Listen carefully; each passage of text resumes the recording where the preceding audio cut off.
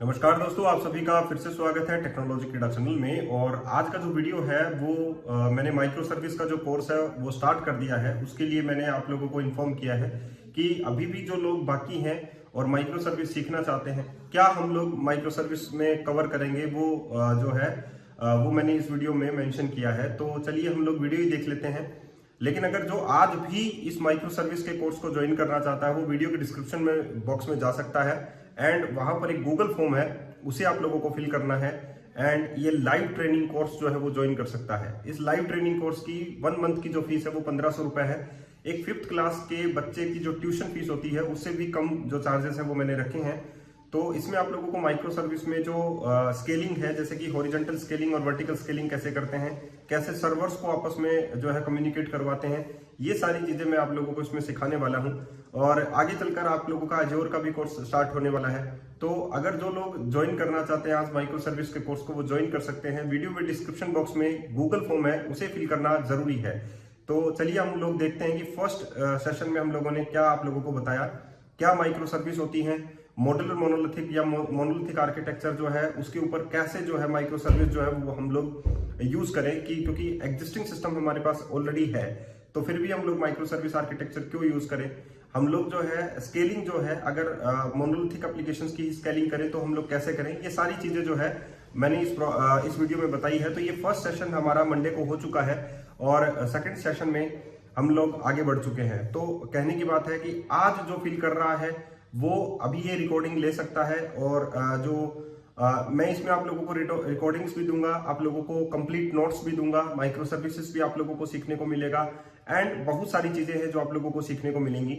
तो जो डॉटनेट में बना रहना चाहता है, माइक्रो सर्विसेज में बना रहना चाहता है, रियल प्रोडक्शन ग्रेड आर्किटेक्चर या आप लोगों का प्रोजेक्ट में रहना चाहता है, कंपनीज में बना रहना चाहता है, तो ये आप लोग ज्वाइन कर सकते हैं। चलिए अब हम लोग चलते हैं कोर्स की साइड में कि फर्स्ट डे हम लोगों ने क्या कवर किया है।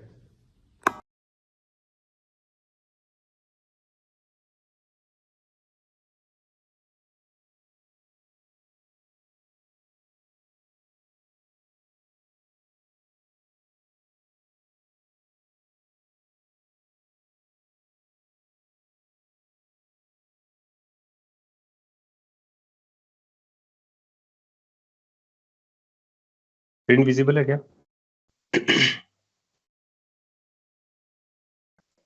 Yes sir. Yes sir. Ajay, तुम्हारा वीडियो ऑफ कर लो।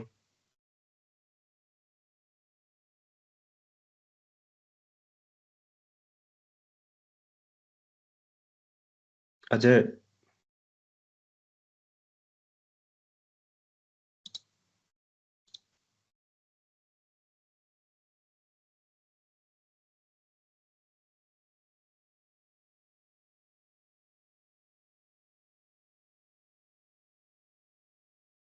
आज का जो हमारा टॉपिक है ना वो है माइक्रो सर्विस आर्किटेक्चर, ठीक है। लेकिन माइक्रो सर्विस आर्किटेक्चर से पहले तुम लोगों को ये पता होना चाहिए कि हम लोगों ने पहले जो है वो क्या पढ़ा होगा, ठीक है। इसका मतलब है कि तुम लोगों को अवेयर होना चाहिए कि एपीआई क्या चीज होती है और एमवीसी क्या चीज होता है, ठीक है। और इसी के बिहाफ पर तुम लोगों को ये भी पता होना चाहिए कि भाई हम लोगों के पास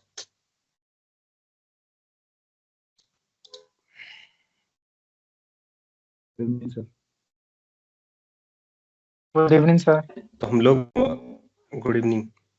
अब हम लोग जो है वो माइक्रो सर्विस आर्किटेक्चर रीड कर रहे हैं।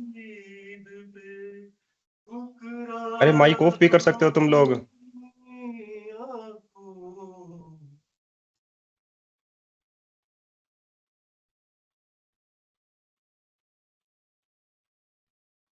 दामिनी म्यूट करो, कविता म्यूट करो, अजय म्यूट करो।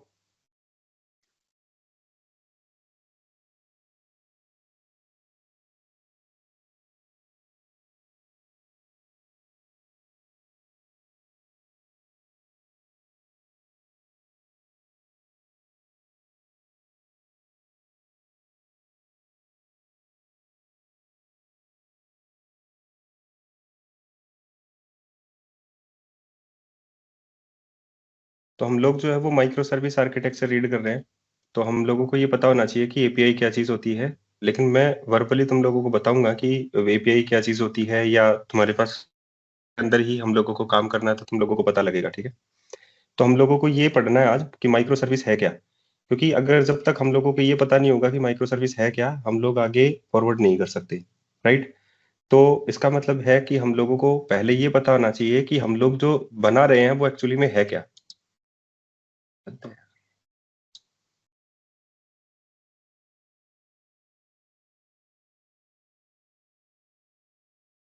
आज मैं तुम लोगों को कनेक्ट ही करता हूँ, क्यों 8 बजे तो आ नहीं सकते तुम लोग।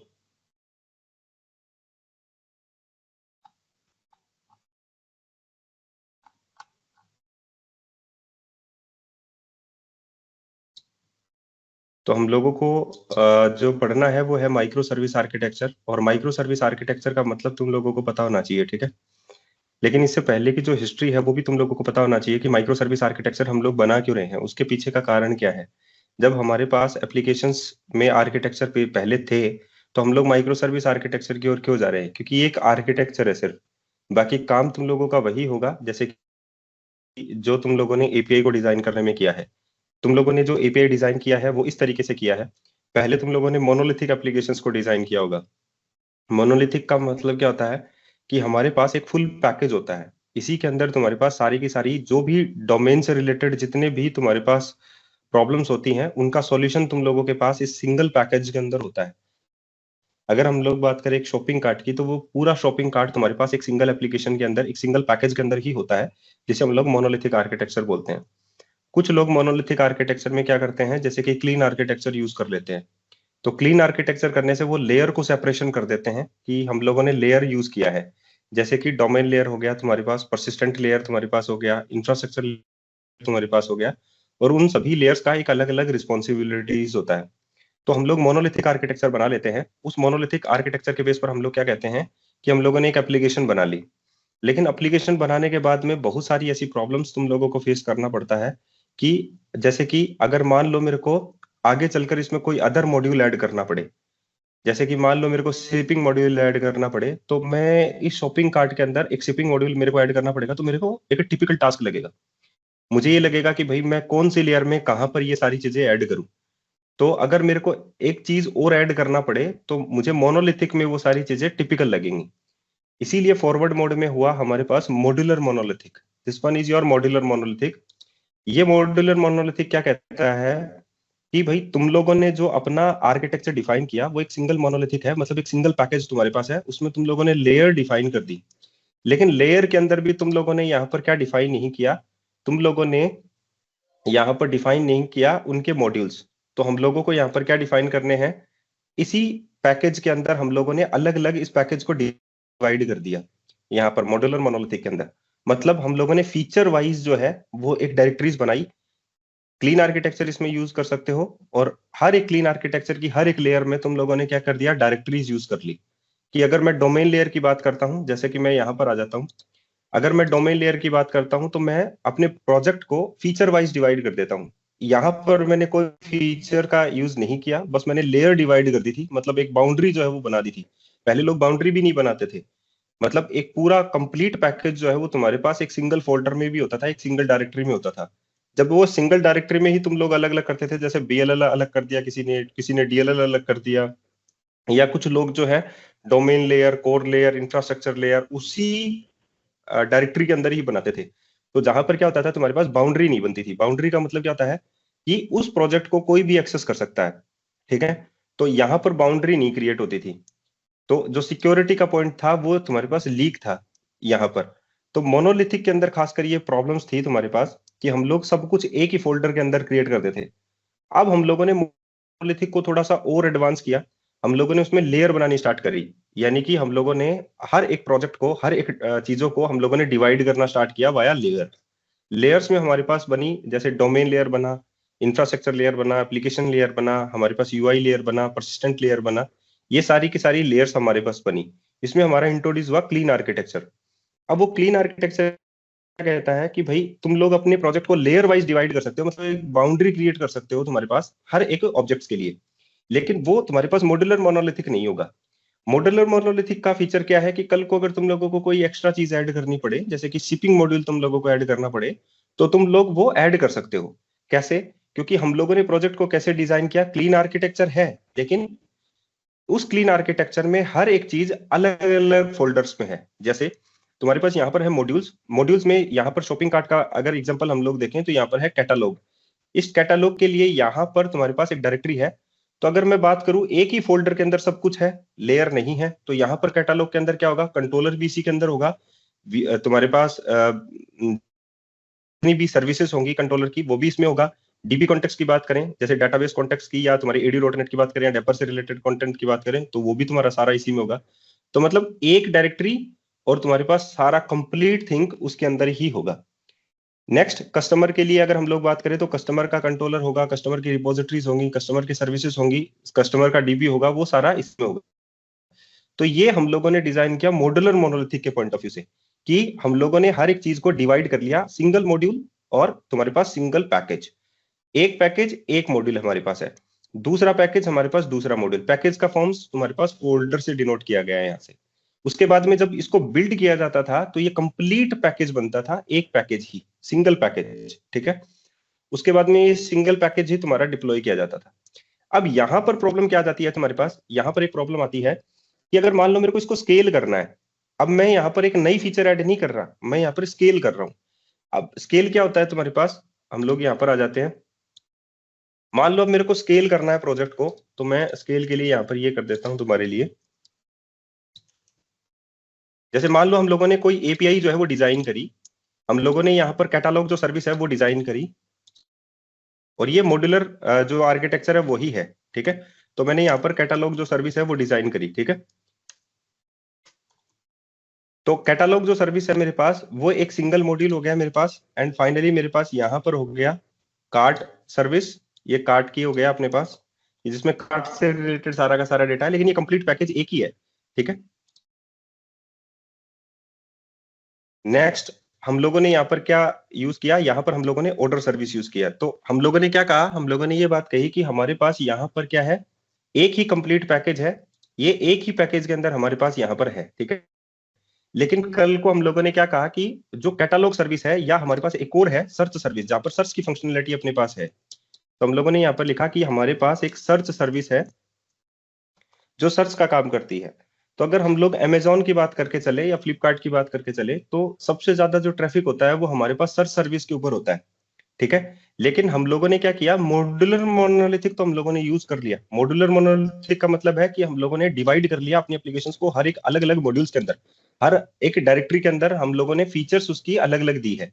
मतलब कैटालॉग सर्विस का फोल्डर अलग है अपने पास, डायरेक्टरी अलग है, उसके अंदर कंट्रोलर भी उसी के अंदर है, इसका कैटालॉग से रिलेटेड सर्विस भी उसी के अंदर है, रिपोजिटरी भी उसी के अंदर है, सब कुछ उसी के अंदर है तुम्हारे पास। कार्ट की बात करके चले तो कार्ट का सारा थिंग भी तुम्हारे पास, कार्ट सर्विस का सब कुछ इसी फोल्डर के अंदर है। इसी तरीके से तुम लोगों ने मान लो ये 4 सर्विसेज जो है 4 नए डायरेक्टरीज के अंदर क्रिएट की हैं मॉड्यूलर मोनोलिथिक में। अब तुम लोगों को क्या करना है, मान लो हम लोग ये मान के चलते हैं कि अमेजन के ऊपर तुम्हारे पास सबसे ज्यादा जो ट्रैफिक होता है वो किसके ऊपर आता है, तुम्हारी सर्च सर्विस के ऊपर आता है, क्योंकि लोग सबसे ज्यादा सर्च ही करते हैं। अगर वो सर्च करते हैं तो अगर तुम्हारे पास ये मॉड्यूलर मोनोलिथिक एप्लीकेशन रही तो भी तुम्हारे पास प्रॉब्लम बन जाएगी। क्या प्रॉब्लम बन जाएगी, स्केलिंग की प्रॉब्लम जो है वो तुम्हारे पास खासकर बन जाएगी। तो हम लोग यहाँ पर क्या मान के चले कि स्केल की जो प्रॉब्लम है तुम्हारे पास वो कैसे रहेगी इसमें, क्योंकि ये है तो तुम्हारे पास एक कंप्लीट पैकेज ही, ठीक है। और ये कंप्लीट पैकेज ही तुम्हारे यहाँ पर क्या होगा, यहाँ पर हमारा डिप्लॉय होगा, राइट। तो हम लोग इसको क्या करना है, हम लोग इसको डिप्लॉय करेंगे, राइट। एक कंप्लीट पैकेज को ही हम लोग डिप्लॉय करेंगे। अब ये जो कंप्लीट पैकेज है इसका हो सकता है कि हम लोग स्केल किस तरीके से करें, क्योंकि स्केल तुम्हारे पास 2 तरीके से हो सकती है, एक तो होती है वर्टिकल स्केलिंग और एक होता है हॉरिजॉन्टल स्केलिंग। अगर हम लोग वर्टिकल स्केल करेंगे तो इसका मतलब क्या होता है कि हम लोग इसी पूरे पैकेज को ही यहाँ पर क्या करेंगे, हमारे पास रिसोर्सेज जो होते हैं वो इंक्रीज करेंगे। जैसे हम लोगों ने मान लो रैम को इंक्रीज कर दिया, हम यहाँ पर क्या करेंगे, रैम को इंक्रीज कर देंगे, लेकिन वो पूरे पैकेज के ऊपर ही होगा। जबकि हमारा ट्रैफिक कौन से सर्विस के ऊपर है, हमारा ट्रैफिक इस सर्विस के ऊपर है, राइट। ये अलग अलग सर्विसेज नहीं है, ये अलग अलग डायरेक्टरीज हैं। अभी मैं जो चीज बता कर रहा हूं तुम लोगों को वो मॉड्यूलर मोनोलिथिक बता रहा हूं, अभी माइक्रो सर्विस पे नहीं आया हूं मैं, ठीक है। दिस इज योर मॉड्यूल, ये तुम्हारे पास मॉड्यूल्स हैं और एक ही पैकेज तुम्हारे पास यहाँ पर है। तो हम लोगों ने यहाँ पर एक डायरेक्टरी है, ये एक डायरेक्टरी है, ये एक डायरेक्टरी है, ये एक डायरेक्टरी है, और ये कंप्लीट पैकेज तुम्हारे पास एक तुम्हारा एपीआई का सॉल्यूशन है। तो अगर हम लोग ये बात करें कि मेरे को इसको वर्टिकल स्केल करना है, तो अगर मैं वर्टिकल स्केल करूंगा मतलब मेरे पास ट्रैफिक ज्यादा हो गया, तो मैं इसको इजीली, ताकि जो यूजर्स हैं वो इजीली हैंडल कर सके उस ट्रैफिक को, ठीक है, वहां पर वेबसाइट ओपन हो सके, उस चीज को अगर मेरे को हैंडल करना है, मतलब ट्रैफिक अगर हैंडल करना है तो मुझे स्केल करना पड़ेगा इसको। तो अगर मैं स्केल करता हूं तो उसके दो तरीके तुम्हारे पास हैं। एक तो वर्टिकल स्केलिंग होता है और एक हॉरिजॉन्टल स्केलिंग होता है। This is known as vertical scaling, और एक होता है तुम्हारे पास हॉरिजॉन्टल स्केलिंग। अब अगर मैं वर्टिकल स्केल की बात करता हूं तो तुम्हारे पास क्या है कि मैं यहाँ पर रिसोर्स बढ़ा देता हूं, और अगर मैं रिसोर्स बढ़ाऊंगा तो मैं यहाँ पर रिसोर्स बढ़ा रहा हूं, मतलब एक कंप्लीट पैकेज के ऊपर ही रिसोर्स बढ़ाने का काम करूंगा। जबकि मेरा ट्रैफिक कहां पर है, मेरा ट्रैफिक है सर्च सर्विस के ऊपर सबसे ज्यादा। मेरे पास यूजर सबसे ज्यादा सर्च के ऊपर है, उसके बाद में मेरे पास है कुछ लोग ही हैं जो कि तुम्हारे पास कार्ट के ऊपर आएंगे, कुछ लोग ही हैं जो तुम्हारे पास ऑर्डर के ऊपर आएंगे। तो मेरे को तो एक्चुअली में स्केल इसको करना था, लेकिन अब मेरे को स्केल इसको करना पड़ रहा है, मतलब पूरे पैकेज को ही स्केल करना पड़ रहा है। दैट वन इज मेरे को रैम बढ़ानी पड़ रही है। अब हम लोग इसको स्केल करते हैं हॉरिजॉन्टली। हॉरिजॉन्टली स्केल करने का मतलब है कि अगर मैं इसी की कॉपी मल्टीपल टाइम्स बना दूं, मान लो तुम्हारे पास ये इसकी रिप्लिका है, यहाँ पर ये तुम्हारे पास एक रिप्लिका है, ये पूरे प्रोजेक्ट की ही रिप्लिका तुम्हारे पास है, just copy and paste, and just copy and paste. तो मैं यहाँ पर क्या कर रहा हूं, यहाँ पर इस पूरे आर्किटेक्चर की एक कॉपी बनाई और अलग अलग सर्वर पर मैंने डिप्लॉय कर दिया इसको। इसको भी मैंने एक अलग सर्वर के ऊपर डिप्लॉय किया, इसको भी मैंने एक अलग सर्वर के ऊपर डिप्लॉय किया, इसको भी एक अलग सर्वर के ऊपर, और इसको भी अलग सर्वर। लेकिन है एप्लीकेशन ये भी यही है और ये भी यही है। इसके बाद में मैंने यहाँ पर क्या किया, इन सभी का जो ट्रैफिक है, क्योंकि जो यूजर रहेगा वो कौन से सर्वर पर जाएगा, ये चीज हम लोग कैसे डिसाइड करेंगे। यहां पर हम लोग एक लोड बैलेंसर लगाएंगे, इन बिटवीन हम लोग यहाँ पर क्या लगाएंगे, एक लोड बैलेंसर। अब ये लोड बैलेंसर क्या काम करेगा तुम्हारे पास, यहां पर ये नेटवर्क को ड्राइव करेगा, मतलब ट्रैफिक को यहां पर डिस्ट्रीब्यूट करेगा। किस तरीके से, अगर कोई यूजर इसको कॉल करता है तुम्हारे पास, जैसे कि लोड बैलेंसर को कॉल करेगा कोई भी पब्लिक यूजर, अब जो पब्लिक यूजर तुम लोगों को कॉल करेगा वो लोड बैलेंसर को कॉल करेगा। एंड फाइनली हम लोग यहाँ पर क्या बोलेंगे कि हमारा जो लोड बैलेंसर है वो रैंडमली डिसाइड करेगा कौन से सर्वर के ऊपर मेरे को ट्रैफिक भेजना है।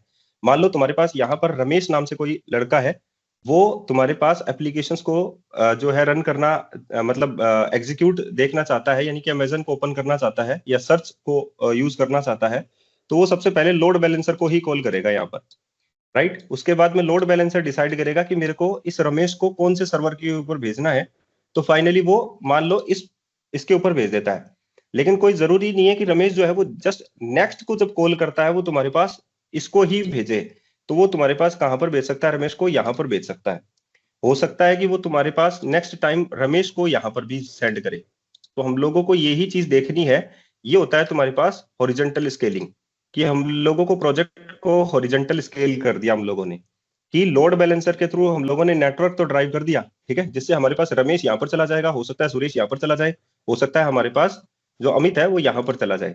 लेकिन ट्रैफिक यहाँ पर था, ना कि पूरी एप्लीकेशंस के ऊपर ट्रैफिक था, ठीक है। तो बात तुम लोगों को यहीं पर समझनी है कि हम लोगों ने मॉड्यूलर मोनोलिथिक तो एप्लीकेशंस को बनाया, लेकिन जब हम लोगों ने स्केल करना चाहा प्रोजेक्ट को, तो हमारे पास इंडिविजुअल सर्विस जो है वो इसमें स्केल नहीं हो रही है, किसमें, चाहे वो मॉड्यूलर मोनोलिथिक ही क्यों ना हो।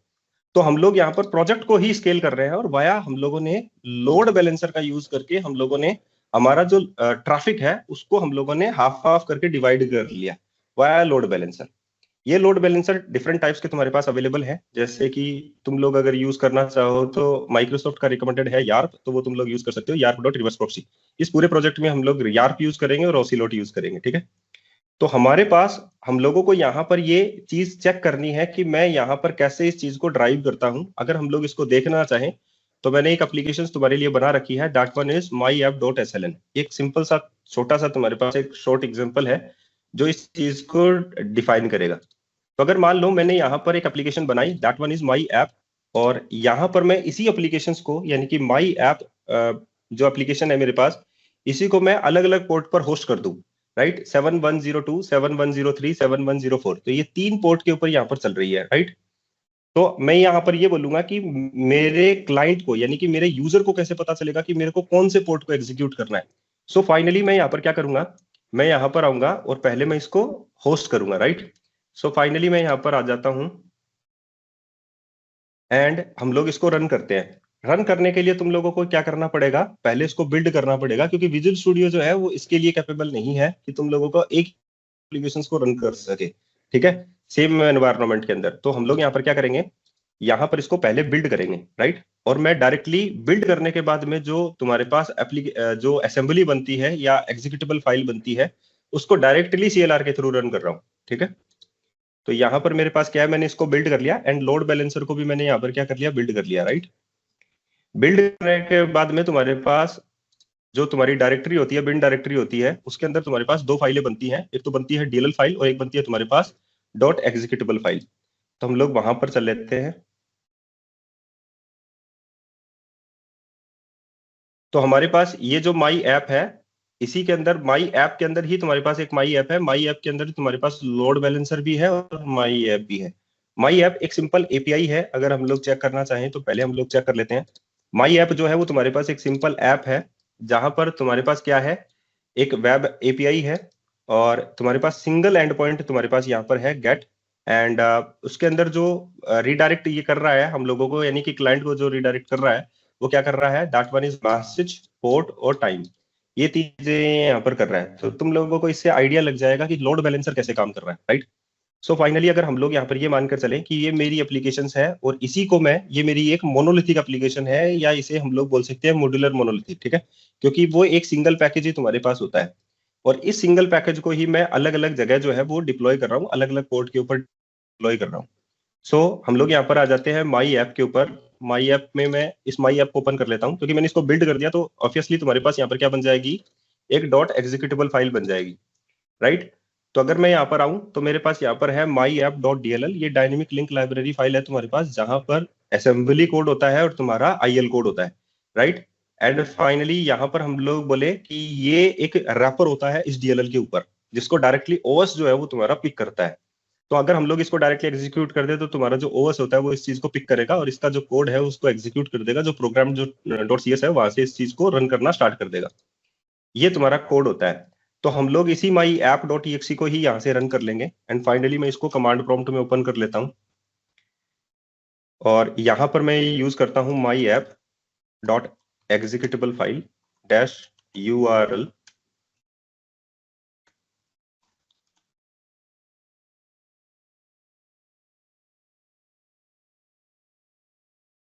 एंड मान लो मैं इसको रन कर रहा हूँ 7102 के ऊपर या 70 के ऊपर। मैंने इसी पोर्ट को क्यों चूज किया है, क्योंकि मैंने एक लोड बैलेंसर यूज कर रखा है और मैंने यहाँ पर उसको रिडायरेक्ट कर रखा है कि अगर इस एप्लीकेशन के ऊपर नेटवर्क ड्राइव को जो ट्रैफिक है उसको ड्राइव करना। जो तुम्हारे पास app settings dot JSON file है, उसमें हम लोगों ने यहाँ पर एक यार्प का प्रॉक्सी जो है वो यूज कर रखा है, एंड फाइनली मैंने जो डेस्टिनेशन है वो एक सिंगल क्लस्टर के चूज कर रखी है। मैं सारी चीजें समझाऊंगा क्योंकि ये डिटेल में है तुम्हारे पास। तो तुम्हारे पास यहाँ पर नेटवर्क जो है वो ड्राइव होगा, that one is local host 7102 के ऊपर, 7103 के ऊपर और 7104 के ऊपर। तो इसको ये मतलब नहीं है कि एक्चुअली में इसके अंदर है क्या, ठीक है। ये एक ही एप्लीकेशन है, ये एक सिंपल तुम्हारे पास एक सिंगल पैकेज है हमारा मोनोलिथिक एप्लीकेशंस का, या तुम लोग बोल सकते मॉड्यूलर मोनोलिथिक एप्लीकेशंस का, ठीक है। तो यहाँ पर क्या होता है, ये होता क्या है रिवर्स प्रॉक्सी, ये बाद में बताऊंगा। यहाँ पर कोई भी पाथ आएगा, यानी कि ये सभी पाथ को कैच करेगा और यहाँ पर तुम लोगों का रिडायरेक्ट कर देगा उस चीज को, ठीक है। तो तुम लोग यहाँ पर भी जा सकते हो, यहाँ पर भी जा सकते हो, यहाँ पर भी जा सकते हो, ये रैंडम चूज करता है इस चीज को। तो अब हम लोग यहाँ पर इस चीज को रन करते हैं। पहले हम लोग यहाँ पर माई एप्लीकेशंस को इस पोर्ट के ऊपर रन कर लेते हैं, जो इसका पोर्ट है 7102 के ऊपर। तो हम लोगों ने इसको रन किया एंड एप्लीकेशन जो है वो 7102 के ऊपर रन हो गई। कौन सी application, my applications, my app dot executable जो फाइल है वो तुम्हारे पास इस पोर्ट के ऊपर रन हो गई है। द नेक्स्ट वन, अब हम लोग इसी एप्लीकेशंस को दूसरे वाले पोर्ट पर भी रन कर लेते हैं। सो हम लोग जो है इसको कॉपी कर लेते हैं एंड डुप्लीकेट टैब, यहां पर तुम लोग जो है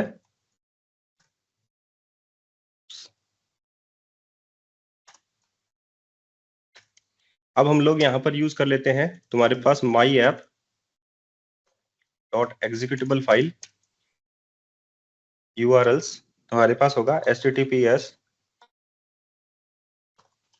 लोकल होस्ट 7103, ठीक है। अब मैं इस पोर्ट के ऊपर इस फाइल को रन कर रहा हूं, तो यहाँ पर ये भी तुम्हारे पास सेम एप्लीकेशन जो है वो तुम्हारे पास किसके ऊपर रन है, 7103 के ऊपर है। यहाँ पर ये 7102 के ऊपर है। एक पोर्ट हम लोग और ओपन कर लेते हैं तुम्हारे पास यहाँ पर, और मैं इसको कॉपी कर लेता हूँ।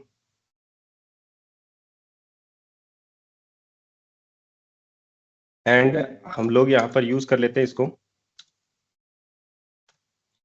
अब इसी को मैं थर्ड वाले पोर्ट के ऊपर रन कर रहा हूँ, माई app dot executable file, and तुम्हारे पास हो जाएगा URLs।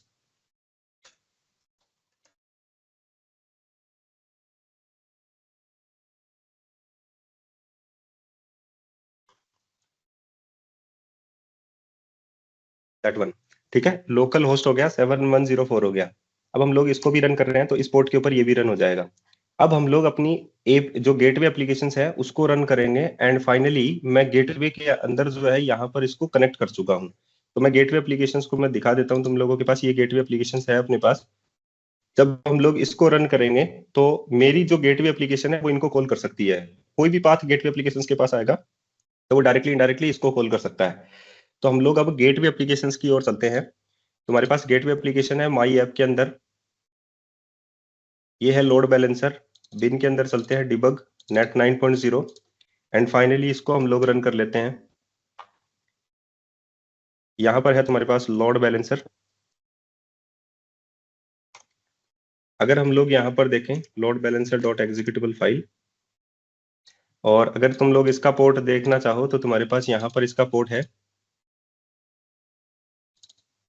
तुम्हारे पास है 7133, राइट। तो हम लोग इसके ऊपर ही रन कर लेते हैं इसको।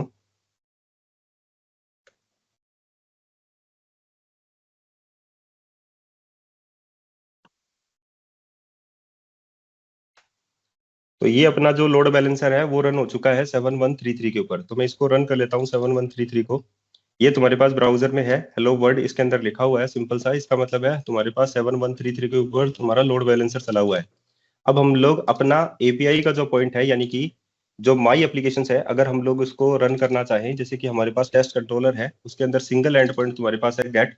अगर मैं इसको एग्जीक्यूट करना चाहूँ तो मैं क्या लिखूंगा, एपीआई स्लैश कंट्रोलर नेम यानी कि टेस्ट। सो फाइनली हम लोग यहाँ पर चलते हैं और हम लोग यहाँ पर लिखते हैं एपीआई स्लैश टेस्ट। जैसे मैंने एपीआई स्लैश टेस्ट लिखा तो तुम्हारे पास पोर्ट नंबर जो है 7103 कॉल हो रहा है, राइट। जैसे मैं रिफ्रेश करूंगा तो तुम्हारे पास 7103 ही कॉल हो रहा है। अभी देखो 7102 आया है, 3 टाइम्स 703 आया था। नेक्स्ट टाइम तुम्हारे पास 7102 आया है, नेक्स्ट टाइम तुम्हारे पास 704 आ रहा है। तो इसका मतलब क्या है, लोड बैलेंसर जो है, जो ट्रैफिक आ रहा है उसको ड्राइव कर रहा है अलग अलग पोर्ट के ऊपर, अलग अलग सर्वर के ऊपर। तो हम लोग यही कंसिडर करके चलेंगे। ये तुम्हारा है, that one is horizontal scaling, जो हम लोगों ने कंप्लीट किसकी की है, एक कंप्लीट प्रोजेक्ट की हॉरिजॉन्टल स्केलिंग की है। तो हमारे पास अब प्रॉब्लम क्या जाती है, यहाँ पर हमारे पास प्रॉब्लम आ जाती है कि हमारा ट्रैफिक सिर्फ इस पर था, ठीक है। लेकिन हम लोगों को यहाँ पर जरूरत क्या पड़ी कि हम लोगों ने सारी की सारी जितनी भी सर्विसेज हैं उनको यहाँ पर डिप्लॉय किया, पूरा का पूरा प्रोजेक्ट मानकर ही। तो अगर मैं पूरा प्रोजेक्ट मानकर करूंगा तो मैं अगर वर्टिकल स्केल भी कर रहा हूं तो मैं यहाँ पर रैम वगैरह बढ़ाने का काम कर रहा हूँ, या मैं कोई भी एक्स्ट्रा रिसोर्स अगर इसको देने का काम कर रहा हूँ तो मैं पूरे प्रोजेक्ट के ऊपर ही दूंगा, मैं पूरे पैकेज के ऊपर ही दूंगा। मेरे पास यहाँ पर सिंगल सॉल्यूशन नहीं है कि मैं ऐसा कुछ कर सकूं कि मैं इंडिविजुअल सर्विस को एनहेंस कर सकूं, स्केल कर सकूं, क्योंकि मेरे पास ट्रैफिक इसी के ऊपर है। तो तुम्हारे पास जो इंटरनेट के ऊपर मिथ फैला हुआ है कि माइक्रो सर्विस आर्किटेक्चर क्या है, तो मैं तुम लोगों को क्लियर कर देता हूँ। माइक्रो सर्विस आर्किटेक्चर का मतलब ये नहीं है कि तुम लोगों को प्रॉब्लम डिवाइड करके, यानी कि जो तुम्हारे पास प्रॉब्लम्स हैं उनको डिवाइड करके तुम लोगों को आर्किटेक्चर चूज करना होता है। जबकि माइक्रो माइक्रो सर्विस आर्किटेक्चर तब चूज करना होता है जब तुम्हारा ट्रैफिक कौन सी सर्विस के ऊपर ज्यादा है, ठीक है। तो जब हमारे पास एक लार्ज प्रोजेक्ट हो, जैसे कि नेटफ्लिक्स हमारे पास एक लार्ज प्रोजेक्ट है, हॉटस्टार हमारे पास एक लार्ज प्रोजेक्ट है, हमारे पास जो है अमेजोन एक लार्ज प्रोजेक्ट है, फ्लिपकार्ट एक लार्ज प्रोजेक्ट है, अगर हम लोग उसकी बात करके चलते हैं तो हम लोग माइक्रो सर्विस आर्किटेक्चर में जाते हैं। लेकिन बहुत सारी इंडस्ट्रीज हैं इंडिया में तो भरी पड़ी है, वो सारे के सारे ही माइक्रो सर्विस आर्किटेक्चर चूज करके चलते हैं स्टार्टिंग से ही। वो कभी भी मॉड्यूलर मोनोलिथिक की ओर नहीं जाएंगे या तुम्हारे पास मोनोलिथिक एप्लीकेशंस की ओर नहीं जाएंगे। जबकि बेस्ट अप्रोच जो होती है वो मॉड्यूलर मोनोलिथिक की मानी जाती है। मैं रिकमेंड करता हूँ मॉड्यूलर मोनोलिथिक, ठीक है। माइक्रो सर्विस आर्किटेक्चर क्यों चूज करते हैं, क्योंकि हम लोगों को सिंगल जो एप्लीकेशंस है, या हम लोग ये बोलेंगे सिंगल जो सर्विस है उसको एनहेंस करना होता है। तो हम लोग ये चूज करते हैं, जैसे कि अगर मान लो मेरे को भी अगर ये चूज करना हो तो मैं कैसे करूंगा इन सभी को एक पैकेज के अंदर डिवाइड करूंगा एंड फाइनली इसके लिए मैं एक अलग से सर्विस बनाऊंगा। तो मेरे पास दो पैकेज हो गए डिप्लॉय करने के लिए। एक तो ये पैकेज हो गया मेरे पास, हाँ निशा, एक ये पैकेज हो गया और एक ये पैकेज हमारे पास हो गया। निशा सर क्विक, आपने जल्दी पूछो। हाँ आपने स्केलिंग के बारे में बताया, लेकिन स्केलिंग के बारे में आपको कार्ड सर्विसेज स्केल करनी थी। लेकिन मॉड्यूलर मोनोलिथिक में तो अभी जो आपने बताया वो तो पूरा ही स्केल हो रहा है ना, मतलब पूरा एप्लीकेशन स्केल हो रहा है, पूरा पैकेज स्केल हो रहा है बिल्ड हाँ करने के बाद। तो हाँ, फिर इससे तो पूरा प्रॉब्लम पैकेज ही बताया। ओवरकम थोड़ी ना हुआ। इससे तो हम अरे लोग को पर्टिकुलर सर्च सर्विसेज हम लोग को मैंने स्केल करनी थी। हाँ। मैंने क्या बताया, ध्यान से सुनो, हम्म। फोकस रखा करो वॉइस के ऊपर। मैंने बोला कि भाई अगर मैं मेरे पास ट्रैफिक है, सबसे ज्यादा बहुत ज्यादा ट्रैफिक है, जैसे हम्म। अमेजन है, नेटफ्लिक्स है या फ्लिपकार्ट है, अगर मैं इनकी बात करूं तो मैं माइक्रो सर्विस में जाऊंगा, ठीक है, माइक्रो सर्विस आर्किटेक्चर में जाऊंगा। लेकिन अगर मेरे पास ट्रैफिक इतना है ही नहीं, ठीक है, मेरे पास ट्रैफिक जो है वो 10,000 या 20,000 लोगों का है, ठीक है, मेरे पास इतना ट्रैफिक है ही नहीं। इंडिया में इतना ट्रैफिक ड्राइव करना बहुत बड़ी बात होती है। तो ये बड़े जितने भी हैं तुम्हारे पास है, जैसे नेटफ्लिक्स है, अमेजन है तुम्हारे पास, या अमेजोन है या फ्लिपकार्ट है, इनकी बात करें तो इन पर सबसे ज्यादा ट्रैफिक है। लेकिन कुछ ऐसी भी वेबसाइट्स हैं, कुछ ऐसी भी इंडस्ट्रीज हैं जो तुम्हारे पास ये चूज नहीं करती हैं कि हम लोगों को कौन सा आर्किटेक्चर चूज करना चाहिए। वो हर चीज के लिए माइक्रो सर्विस आर्किटेक्चर चूज करते हैं। माइक्रो सर्विस आर्किटेक्चर तब चूज करना चाहिए जब तुम लोग को लगे कि हम लोगों को यहाँ पर ट्रैफिक सबसे ज्यादा है, इस चीज के लिए ट्रैफिक सबसे ज्यादा है, तो मेरे को इसको अलग निकाल देना चाहिए। जैसे अभी मैंने निकाला है, मेरे पास अमेजोन का अगर मैं बात करके चलूं तो मेरे पास सर्च के ऊपर सबसे ज्यादा ट्रैफिक है, ठीक है, लेकिन अमेजोन पर तो पूरे पे ही है, ये हम लोग ये मान के चलेंगे, ठीक है। तो हम लोगों को माइक्रो सर्विस में बदलना ही था। लेकिन हर हर कोई अमेजन नहीं होता ना। तो हम लोगों हम्म। को ये डिफाइन करना पड़ेगा। जैसे मान लो मेरे पास डील की कोई वेबसाइट है, और मैं ये मानता हूँ कि डील पर जो मेरे पास अगर चेक करने के लिए यूजर आते हैं तो वो दिवाली होली के लिए सबसे ज्यादा आएंगे, या ईद के टाइम सबसे ज्यादा आएंगे, राइट, डील को चेक करने के लिए, या ब्लैक फ्राइडे और साइबर मंडे की तरफ जाएंगे, राइट। तो अगर मैं ये ओकेजन बात वाइज करता है। हूं तो मैं यहाँ पर, हाँ, तो मैं यहाँ पर क्या करूंगा, मेरी जो डील सर्विस है उसको ही सेपरेट करने की कोशिश करूंगा, उसको अलग निकाल लूंगा, ठीक है। बाकी के रेस्ट ऑफ मॉड्यूल जो है वो मैं एक सिंगल पैकेज के अंदर डिवाइड कर सकता हूँ, अंडरस्टूड। ताकि मैं इसको अलग से, इन सभी पैकेजेस के ऊपर मेरे पास ट्रैफिक नहीं है, तो मैं इनको सभी को क्या कर लेता हूँ, इनको पैकेज को क्लब कर लेता हूँ और ये एक सर्विस में अलग निकाल देता हूँ। तो मेरे पास दो चीजें डिप्लॉय करने के लिए हो गई। तो ये वाला पैकेज मेरे पास है और एक मेरे पास ये वाला पैकेज है। अब मेरे पास ट्रैफिक किसके ऊपर है, इस वाले के ऊपर है, तो मैं इसको क्या कर हाँ। दूंगा, हॉरिजॉन्टल स्केल कर दूंगा मल्टीपल टाइम्स, अंडरस्टूड। हम्म। तो यहां पर मेरा जो ट्रैफिक है वो ड्राइव हो जाएगा। तो इस केस में तुम्हारे पास तब चूज करते हैं हम लोग कि हमारे पास यहाँ पर ट्रैफिक किसके ऊपर सबसे ज्यादा है। अगर हम लोग उबर की बात करके चले, ओला की बात करके चले, तो हमारे पास ट्रैफिक सबके ऊपर है। तो उसका जो सिस्टम डिजाइन है, या हम लोग उस चीज की बात करें तो उसके सिनेरियो को देखकर ही हम लोगों को माइक्रो सर्विस आर्किटेक्चर में जाना चाहिए। ऐसा नहीं है कि हमारे पास 500 यूजर हैं तुम्हारी वेबसाइट के ऊपर और तुम लोगों ने माइक्रो सर्विस आर्किटेक्चर बना रखा है, तो वो तुम्हारे पास नॉनसेंस वाली बात होती है, ठीक है। क्योंकि तुम्हारे पास इतना ट्रैफिक है ही नहीं और तुम लोगों ने विदाउट क्लाइंट जो है इंफॉर्मेशन के, तुम लोगों ने उनके रिसोर्सेस यूज कर लिए। जैसे एग्जांपल बताता हूँ, अब मान लो तुम लोग इन सबको अलग अलग डिप्लॉय करते हो, ठीक है, as a micro service architecture, क्योंकि ये सारे के सारे ही अब क्या होंगे, अपने पास अलग अलग डिप्लॉय होंगे। तो अगर मैं अलग अलग इनको सबको डिप्लॉय करूंगा तो फाइनली मेरे पास क्या होगा, इसके लिए एक अलग सर्वर, इसके लिए एक अलग सर्वर, इसके लिए एक अलग सर्वर, इसके लिए अलग सर्वर, इसके लिए जो भी रिसोर्सेज यूज होंगे वो सारे के सारे इसके लिए होंगे, सेम एज इसके भी होंगे, ठीक है। तो इनके जो रिसोर्स की जो कॉस्ट होगी ना वो सबसे ज्यादा होगी अब। तो ये किसको पे करना पड़ रहा है, क्लाइंट को पे करना पड़ रहा है। वहीं पर तुम लोग क्लाइंट को अगर यूज करके सही तरीके से बताते हो कि भाई ये हमारे पास यहाँ पर कॉस्ट कटिंग हो सकती है, तो हम लोग मॉड्यूलर मोनोलिथिक में जा सकते हैं। वो डिपेंड करता है तुम्हारे पास किसके ऊपर, तुम्हारे प्रोजेक्ट के आर्किटेक्चर के ऊपर।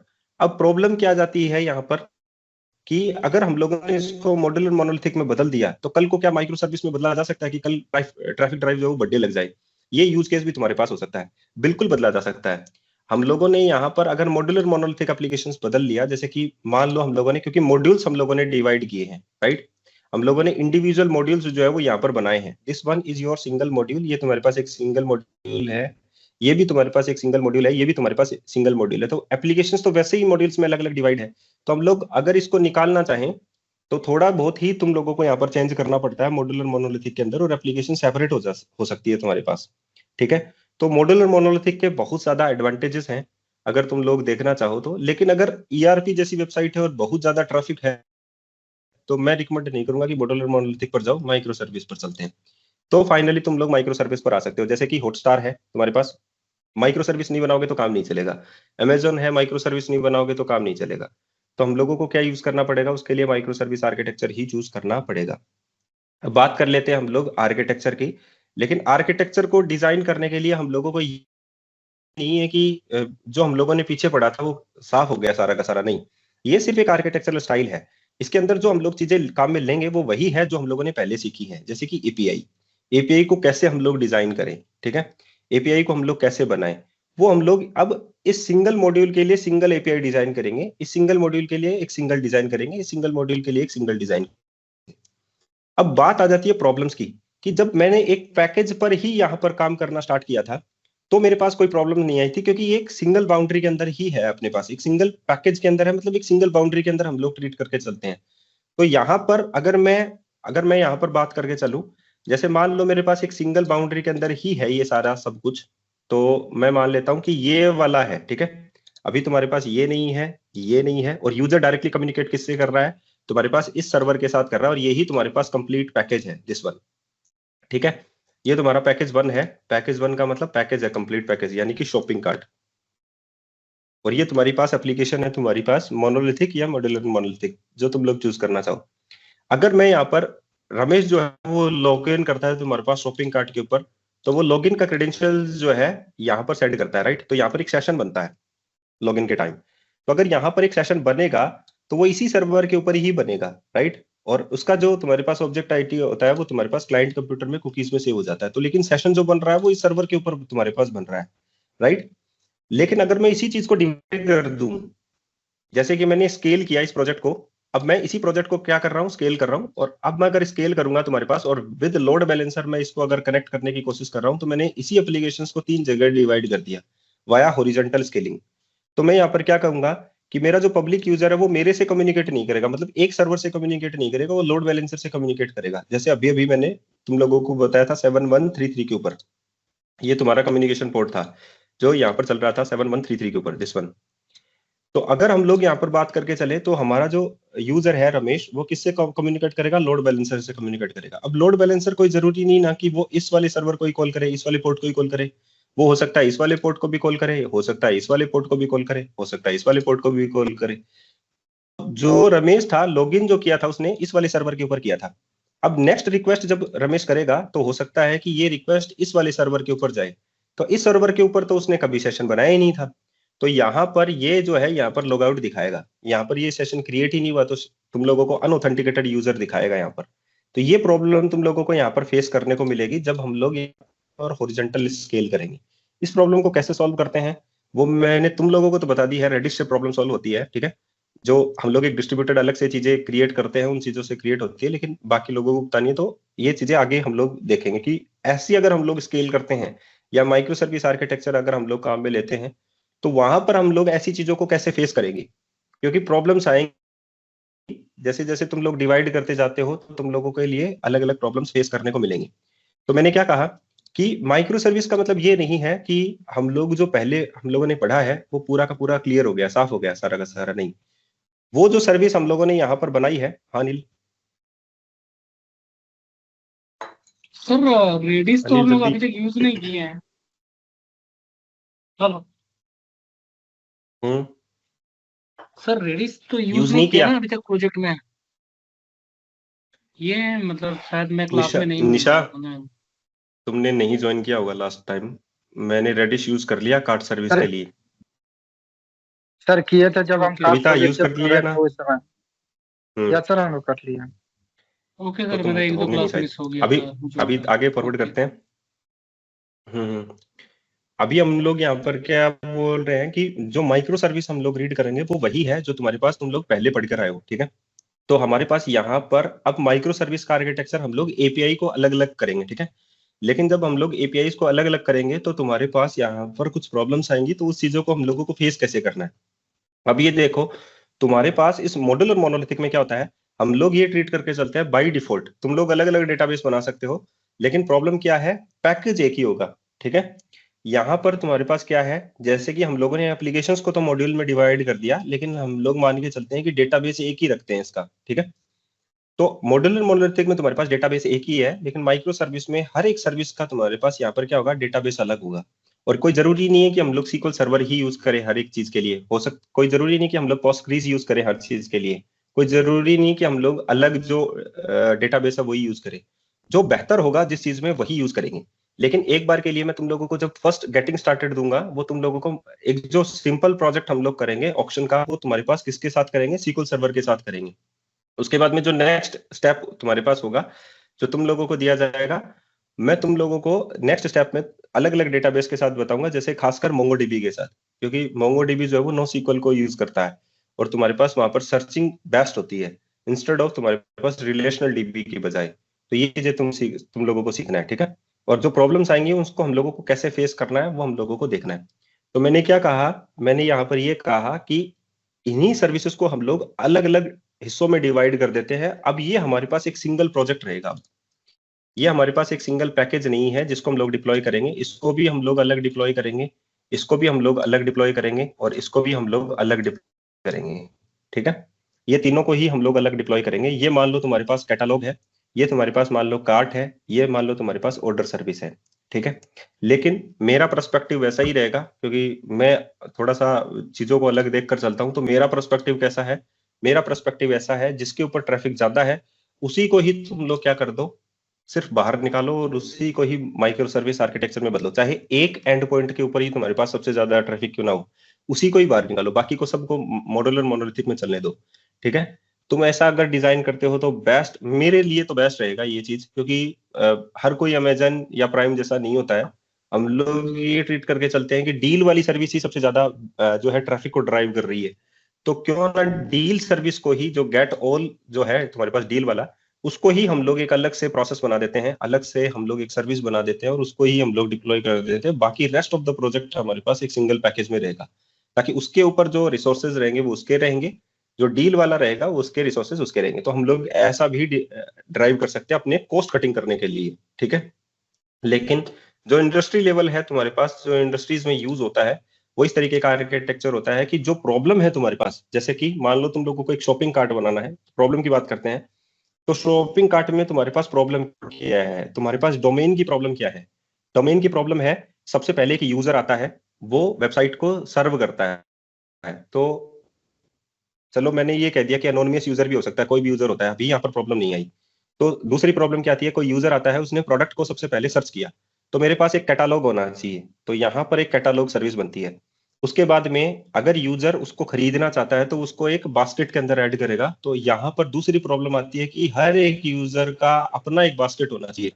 तो यूजर सर्विस भी आती है और साथ में बास्केट सर्विस भी आती है। ये तीन प्रॉब्लम तुम्हारे पास हो चुकी हैं। अब यूजर जो है उस चीज को ऑर्डर प्रोसीड करेगा, तो फाइनली तुम्हारे पास फोर्थ जो सर्विस है वो तुम्हारे पास आती है ऑर्डर, ठीक है। तो हर एक यूजर का अलग अलग ऑर्डर होता है। तो ये प्रॉब्लम्स को हम लोग डिवाइड करते हैं। ऐसे ही हम लोग जब क्लीन आर्किटेक्चर,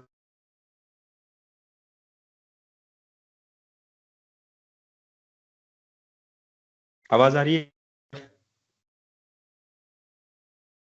यस सर, आ रही है। आवाज तो मेरी आवाज आ रही है? आ रही है, आ रही है। आ रही है सर। तो अगर मैं ये बात बोलूं कि भाई हम लोगों को अपना प्रोजेक्ट आर्किटेक्चर जो है वो इस तरीके का बदलना है, तो हम लोगों को क्या करना पड़ेगा, हम लोगों को समझना पड़ेगा कि भाई मैं प्रोजेक्ट आर्किटेक्चर को किस बेसिस पे बदल रहा हूं। तो बदलना किस बेसिस पर है, ट्रैफिक के ऊपर बदलना होता है, ठीक है। जितना ट्रैफिक जिस सर्विस के ऊपर है उसी के अकॉर्डिंग हम लोगों को यहाँ पर यूज करना होता है। तो यहाँ पर ये माइक्रो सर्विस आर्किटेक्चर हम लोग चूज करेंगे और हम लोग यहाँ पर एक सिंगल एपीआई, इसके लिए भी एक सिंगल एपीआई, इसके लिए भी हम लोग एक सिंगल एपीआई डिजाइन करेंगे।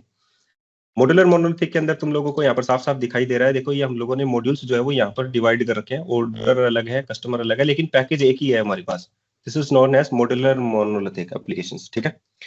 तो हम लोग अब अपने पॉइंट पर चलते हैं कि हम लोगों को यहाँ पर कैसे जो है माइक्रो सर्विस की जो एपीआईज हैं वो डिजाइन करनी है।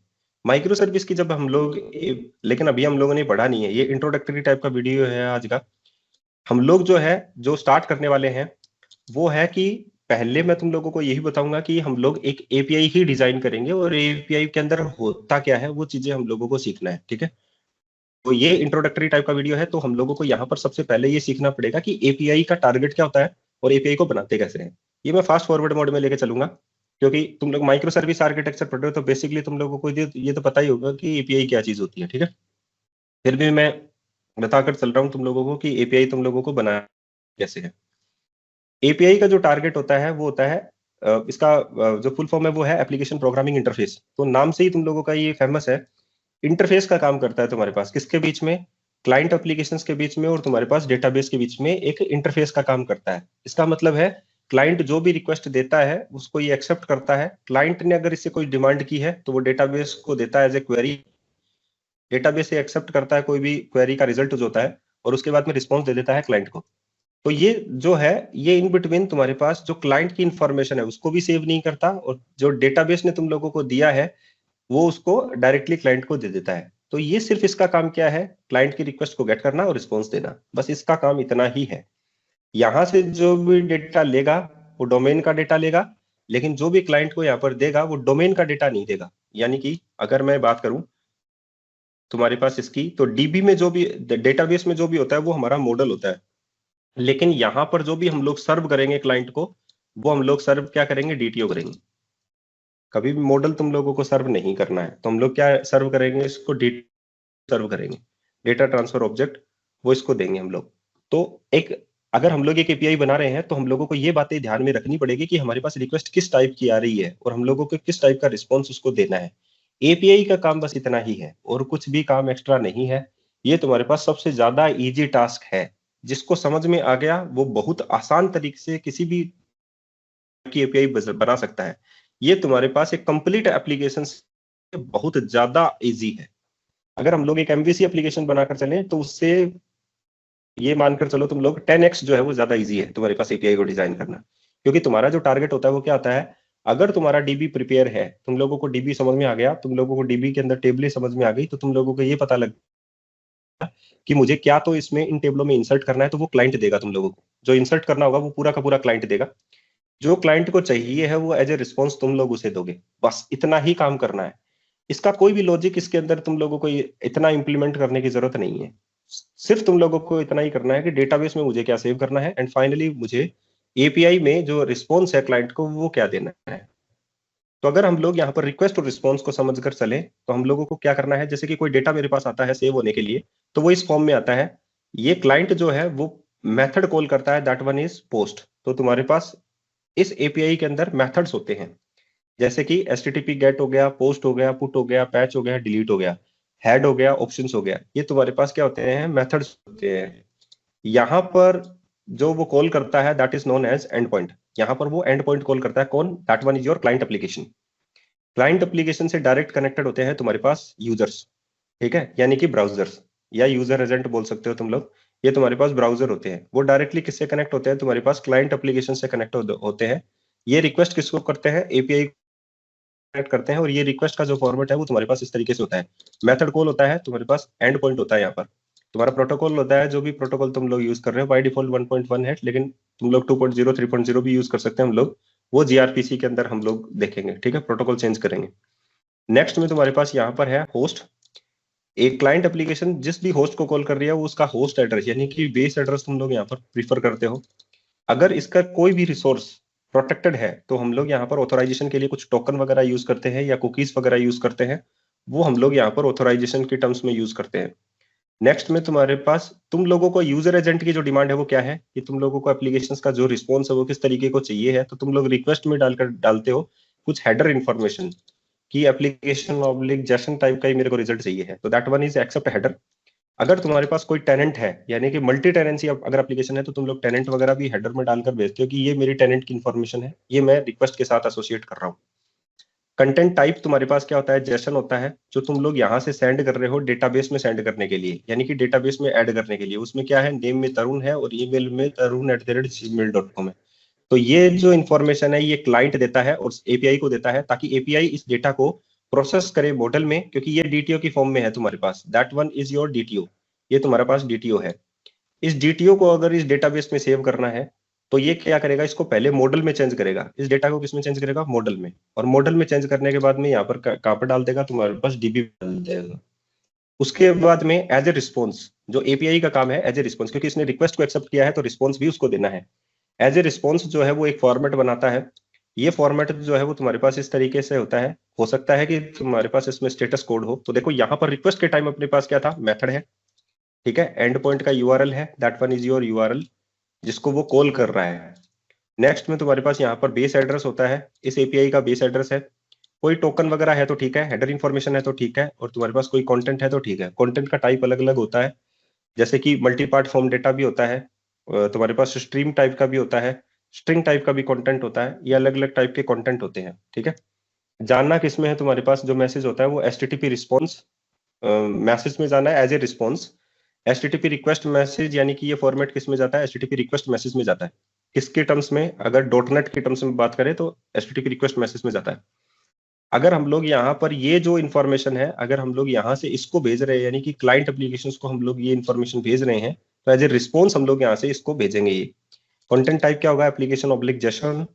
लोकेशन क्या होगा, मतलब रीडायरेक्टेड यूआरएल है तुम्हारे पास यूजर ऑब्लिक 10 कि तुमने डेटा को सेव कर दिया मैंने, और मैंने इसको सेव करने के बाद में कहां पर सेव किया है वो मैंने यहाँ पर बता दिया, यूजर्स। और यूजर्स में उसकी जो आईडी है, एक यूजर जिसकी आईडी 10 है, उसमें डेटा को मैंने सेव किया है, इसकी आईडी 10 बनी है अभी। ये डेट है जो क्रिएटेड डेट है। सर्वर तुम्हारा अभी डेवलपमेंट पे ही चल रहा है, यानी कि कैस्ट्रल है। एंड फाइनली ये जो डेटा है वो मैंने ऐड किया है, जिसकी आईडी जो है वो 10 है, और मैसेज में तुम्हारे पास लिखा हुआ है दिस वन। तो ये एज ए डीटीओ जो है तुम्हारे पास जेसन फॉर्मेट में कन्वर्ट होकर नेटवर्क के ऊपर यहाँ पर पहुंच जाता है इस क्लाइंट एप्लीकेशन के पास, और ये उसको कंज्यूम कर लेता है। ये तुम्हारे पास रिक्वेस्ट और रिस्पॉन्स का मॉडल है, यही तुम्हारे पास एपीआई है। लेकिन एपीआई के टर्म्स में हम लोगों ने क्या क्या चीजें पढ़ी है वो देखो। ये जो चीजें हैं ये हम लोग पुराने टाइम में वेब एपीआई के अंदर भी बनाते थे, अभी हम लोग इसको एक नया फॉर्मेट देते हैं, that one is architectural style का नाम ही, दैट वन इज तुम्हारे पास रेस्ट। ये रेस्ट है तुम्हारे पास। ये यहाँ पर क्या काम कर रहा है, रेस्ट का मतलब क्या है, क्योंकि जो चीजें हम लोगों ने मैंने तुम लोगों को अभी बताई है वो वेब एपीआई का भी पार्ट है तुम्हारे पास, लेकिन ये जो हम लोग यहाँ पर पढ़ेंगे वो रेस्टफुल एपीआई पढ़ेंगे अभी। ठीक है, तो यहाँ पर रेस्ट का टर्म्स जो है वो क्या है, क्योंकि वेब एपीआई बनानी है हम लोगों को, ठीक है, और वेब एपीआई ही हम लोग यहाँ पर बना रहे हैं। लेकिन अगर हम लोग वेब एपीआई को रेस्ट का नाम दे रहे हैं कि रेस्टफुल वेब एपीआई हम लोग बनाएंगे, रेस्टफुल एपीआई हम लोग बनाएंगे, तो यहाँ पर रेस्ट का जो टर्म है वो एक रूल से है, सिर्फ एक रूल से, याद रखना, एक रूल से। ये कोई भी लैंग्वेज नहीं है, ये कोई फ्रेमवर्क नहीं है, ना ही कोई टूल है, ये सिर्फ एक क्या है तुम्हारे पास, एक सेट ऑफ प्रिंसिपल्स है, सेट ऑफ रूल्स है तुम्हारे पास इसमें, किसमें, रेस्ट में, जो वेब एपीआई के ऊपर ही अप्लाई होंगे। किस टर्म्स में तुम्हारे पास वेब एपीआई के ऊपर अप्लाई होंगे, ये वेब एपीआई के बारे में मैंने तुम लोगों को बता रखा है कि पहले एप्लीकेशन जैसे कि एमवीसी की बात करें तो एमवीसी एक कंप्लीट पैकेज तुम्हारे पास बनता था। ठीक है, तो उसको हम लोग मोबाइल एप्लीकेशन के अंदर अगर कंज्यूम करना चाहते थे तो प्रॉब्लम बन जाती थी, तो वो टाइटली कपल्ड कोड था हमारा, जो वेबसाइट की अगर हम लोग बात करें एमवीसी की। लेकिन अगर हम लोग एक वेब एपीआई बना रहे हैं, जबकि हम लोग तो अभी माइक्रो सर्विस बनाएंगे, उसमें आर्किटेक्चर में ही अलग करेंगे, तो अलग अलग एपीआई बनाएंगे। अभी हम लोग एक एपीआई बनाए रहे हैं, ठीक है, उसके बारे में बात कर रहे हैं। तो लेकिन उस वेब एपीआई को भी हम लोग रेस्टफुल बनाने की कोशिश कर रहे हैं। तो रेस्टफुल होता क्या है वो आगे बताऊंगा, अभी मैं वेब एपीआई के बारे में बता रहा हूँ कि पहले जो सिस्टम था वो टाइटली कपल्ड था तुम्हारे पास, क्योंकि एक कंप्लीट वेबसाइट तुम्हारे पास बनती थी, तो उसमें तुम लोग जो है अगर उसके कंज्यूमर्स तुम लोगों को बनाने हैं, जैसे मोबाइल एप्लीकेशन तुम लोगों को बनानी है एक ही एप्लीकेशन से, तो वो पॉसिबल नहीं था, क्योंकि ये टाइटली कपल्ड कोड था तुम्हारा। ठीक है, जो डिपेंड होता था हेविली ऑन सर्वर लॉजिक्स, तुम्हारे पास एक सर्वर के ऊपर ही चलता था, स्केल करना उसे डिफिकल्ट होता था, जैसे कि as usual you know. And तुम्हारे पास नेक्स्ट में आता है वेब एपीआई। अब वेब एपीआई की बात करें तो हम लोग यहाँ पर क्या बोलेंगे, इसको हम लोग स्केल भी कर सकते हैं, इससे हम लोग क्लाइंट एप्लीकेशन यानी कि अलग अलग क्लाइंट भी बना सकते हैं, मोबाइल बना दिया, तुम्हारे पास टैबलेट एप्लीकेशंस बना दी, या तुम्हारे पास जो डेस्कटॉप एप्लीकेशन है वो बना दिया हम लोगों ने। तो वेब एपीआई के कुछ एडवांटेज है, इसीलिए प्रीफर करते हैं कि एमवीसी को भूल जाओ, अब तुम लोग वेब एपीआई के ऊपर आ जाओ। तुम लोगों को वेब एपीआई ही बनाना है अनटिल अनलेस, और उसको हम लोग अब रेस्ट बनाने की कोशिश कर रहे हैं। अब हम लोग इस वेब एपीआई के ऊपर रेस्ट का इंप्लीमेंटेशन कर रहे हैं। रेस्ट में तुम्हारे पास यहाँ पर है 6 टाइप्स ऑफ कंस्ट्रेंट, यानी कि 6 टाइप ऑफ रूल्स जो लोगों को उस रेस्ट के ऊपर अप्लाई करना है। ठीक है, अब ये रेस्ट के जो 6 कंस्ट्रेंट है वो कैसे हैं तुम्हारे पास। सबसे पहला कंस्ट्रेंट अगर हम लोग देखकर चले तो क्लाइंट सर्वर है। क्लाइंट सर्वर का मतलब क्या होता है, ये तो तुम्हारे पास क्लाइंट एप्लीकेशन है और ये तुम्हारे पास सर्वर एप्लीकेशन है। क्लाइंट को ये नहीं पता होता कि मैं किससे कम्युनिकेट कर रहा हूं, और सर्वर को ये नहीं पता होता कि मैं किसको रिस्पॉन्स दे रहा हूं, क्योंकि हो सकता है कि इसके बीच में हम लोग यहाँ पर प्रॉक्सी यूज कर लें। ठीक है, this is known as proxy. ये प्रॉक्सी का काम क्या होता है तुम्हारे पास, ये जो प्रॉक्सी होता है, जैसे कि तुम लोगों ने एज यूजुअल यूज किया ही होगा, जैसे वीपीएन तुम लोग यूज करते ही होगा ना, लेकिन यहाँ पर हम लोग रिवर्स प्रॉक्सी भी, जैसे मैंने अभी लोड बैलेंसर यूज किया था, वो भी यूज कर सकते हैं, या प्रॉक्सी भी कुछ लोग यूज करते हैं। तो क्लाइंट को कभी भी ये पता नहीं होना चाहिए कि मैं कौन सी एप्लीकेशन की एपीआई से बात कर रहा हूँ, या एपीआई को ये पता नहीं होना चाहिए कि मैं कौन सी क्लाइंट एप्लीकेशन के साथ काम कर रहा हूँ। यानी कि ये इंडिविजुअल है और ये भी तुम्हारे पास इंडिविजुअल है। यहाँ पर तुम्हारे पास एक लेयर्ड है, that one is layering architecture जिसको हम लोग बोलते हैं। तो अगर कल को ये डंप हो जाती है तो इसके ऊपर कोई असर नहीं होना चाहिए, या ये डंप हो जाता है तो इसके ऊपर कोई असर नहीं होना चाहिए। ठीक है, तो तुम्हारा यूआई का इंटरफेस एकदम शानदार चलना चाहिए अगर ये डंप हो जाता है तो, क्योंकि ये इंफॉर्मेशन देगा कि तुम्हारे पास एप्लीकेशन अभी करंटली वर्किंग नहीं है, लेकिन ये चल रही है तुम्हारे पास। तो ये दोनों ही इंडिविजुअल रहना चाहिए, यही रेस्ट का काम है। That one is the client server architecture तुम लोगों को यूज करना है। नेक्स्ट में होता है स्टेटलेस। स्टेटलेस की अगर हम लोग बात करें तो मैं ये कहूंगा कि अगर मान लो तुम्हारे पास ये ब्राउजर है जो क्लाइंट एप्लीकेशंस के साथ बात कर रहा है, यानी कि तुम्हारे पास हो सकता है एमवीसी एप्लीकेशन हो, या तुम्हारे पास हो सकता है एंगुलर हो, या रिएक्ट हो, या ब्लेजर हो। तुम लोग जो ब्राउजर है तुम्हारा, यानी कि क्लाइंट का जो ब्राउजर है, वो इस क्लाइंट एप्लीकेशंस के साथ बात करेगा। तो ये जो क्लाइंट एप्लीकेशंस है, ये जब इस सर्वर एप्लीकेशंस को यहाँ पर सेंड करेगी, तो मान लो यहाँ पर जो ब्राउजर कॉल कर रहा है वो रमेश का ब्राउजर है, नेक्स्ट में हो सकता है कि तरुण का ब्राउजर है, यहाँ पर हो सकता है सुरेश का ब्राउजर है। तो 3 ब्राउजर इस क्लाइंट एप्लीकेशन के साथ कम्युनिकेट कर रहे हैं और अपनी रिक्वेस्ट को इस एपीआई तक पहुंचा रहे हैं। तो मैं ये कहूंगा कि एपीआई कभी भी ये नहीं कहेगा कि मैं सुरेश की एप्लीकेशंस को यहाँ पर ऐड कर लेता हूँ, ठीक है, या उसकी जो रिक्वेस्ट है उसको मैं स्टोर कर लेता हूँ यहाँ पर, कि सुरेश की इंफॉर्मेशन अभी भी मेरे पास है तो तरुण उसे कंज्यूम कर सकता है। नहीं, गलत हो जाएगा, क्योंकि एपीआई का मतलब तुम्हारे पास स्टेटलेस है, वो कभी भी स्टेट को कंज्यूम नहीं करेगी। स्टेट को कंज्यूम करने का मतलब है प्रीवियस कोई भी क्लाइंट की इंफॉर्मेशन रहेगी ना, वो उसको सेव नहीं करेगी। That one is your stateless. इसको हम लोग क्या बनाएंगे, स्टेटलेस एप्लीकेशंस में कंसीडर करके चलेंगे। ये तुम्हारे पास दूसरा स्टेटलेस का कंस्ट्रेंट का एग्जांपल है। आगे मैंने इसको एक्सप्लेन कर रखा है। नेक्स्ट आता है तुम्हारे पास कैशेबल। कैशेबल का मतलब क्या होता है, जैसे कि अगर हम लोग, जैसे कि मैंने बोला कि अगर हम लोग हाई ट्रैफिक के साथ अगर बात कर रहे हैं तो एपीआई के अंदर तुम्हारे पास कैशेबल होना मस्ट होता है। ये चीजों को कैश करके चलना मस्ट हो जाएगा। क्यों? क्योंकि अगर मान लो मैं अमेजन की बात ही करता हूं, तो तुम्हारे पास जो होम पेज है, अगर मैं उसको 2 मिनट के लिए कैश करता हूं, तो तुम्हारे जितने भी यूजर उसके साथ कनेक्टेड होते हैं वो सारे के सारे कैश्ड आउटपुट को देखेंगे। तो जो डेटाबेस की कॉल है वो तुम्हारे पास नहीं होगी, तो तुम्हारे पास फास्ट रिस्पॉन्स जो है उन क्लाइंट्स को मिल जाएगा। जो चीजें फास्टली एक्सेस होती है ना, फ्रीक्वेंटली एक्सेस होती है, उसके लिए तुम लोग कैश यूज करोगे तो तुम्हारे पास एप्लीकेशन ऑप्टिमाइज बनेगी और इवन तुम्हारे लिए परफॉर्मेंट भी अच्छी होगी उसकी। ठीक है, तो वेब एपीआई के अंदर हम लोगों को क्या यूज करना चाहिए, कैश। और कैश डिफरेंट टाइप्स की तुम्हारे पास होती है, इन मेमोरी भी है, आउटपुट कैश भी तुम्हारे पास है, रिस्पॉन्स कैश भी तुम्हारे पास है, हाइब्रिड कैश भी है, फ्यूजन कैश भी है। डिफरेंट टाइप्स की तुम्हारे पास कैश अवेलेबल है, जिसको तुम लोगों को सर्टेन रूल्स हैं यूज करने के कि कौन सी कहां पर यूज होती है। ये चीजें हम लोग डिस्कस करेंगे फर्दर। नेक्स्ट तुम्हारे पास इसमें आता है यूनिफॉर्म इंटरफेस। यूनिफॉर्म इंटरफेस का मतलब क्या होता है कि हम लोग जो चीजें डिजाइन कर रहे हैं, यानी कि एपीआई जो हम लोग यहाँ पर बनाएंगे, ठीक है, उस एपीआई का जो फॉर्मेट है वो कैसा होता है। अगर हम लोग बात करके चले तो जैसा हम लोगों को पता है कि भाई हम लोग एमवीसी एप्लीकेशन में कंट्रोलर बनाते हैं, उसके अंदर मेथड्स होते हैं, वैसे ही तुम्हारे पास एपीआई में भी होते हैं वैसे ही मेथड्स। ठीक है, मेथड का नेम होता है, एक्शन मेथड्स होते हैं, उसमें तुम्हारे पास आउटपुट होता है, राइट। तो अगर हम लोग ये बात करके चले, लेकिन अगर हम लोगों ने एज यूजुअल उसको ऐसे ही बना दिया, रैंडमली हम लोगों ने उसको ऐसे ही बना दिया, तो वो गलत हो जाएगा रेस्ट के पॉइंट ऑफ व्यू से।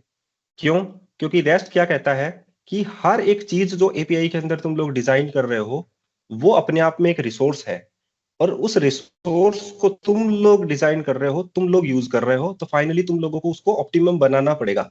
That one is uniform interfaces. इस यूनिफॉर्म इंटरफेसेस में और भी कैटेगराइज होते हैं, चीजें कैटेगराइज हैं, क्योंकि हर एक चीज इसमें रिसोर्स है। तो हम लोगों ने मान लो एक एंड पॉइंट बनाया, तो एंड पॉइंट में तुम्हारे पास वर्ब नहीं जानी चाहिए कभी भी, ठीक है। तुम्हारे पास डायरेक्टली क्या जाना चाहिए, डायरेक्टली तुम्हारे पास यूजर सेंस जाना चाहिए। जैसे कि अगर हम लोग इसकी बात करके चले, ये देखो कि हर एक चीज जो है वो तुम्हारे पास क्या है, रिसोर्स की फॉर्म में है।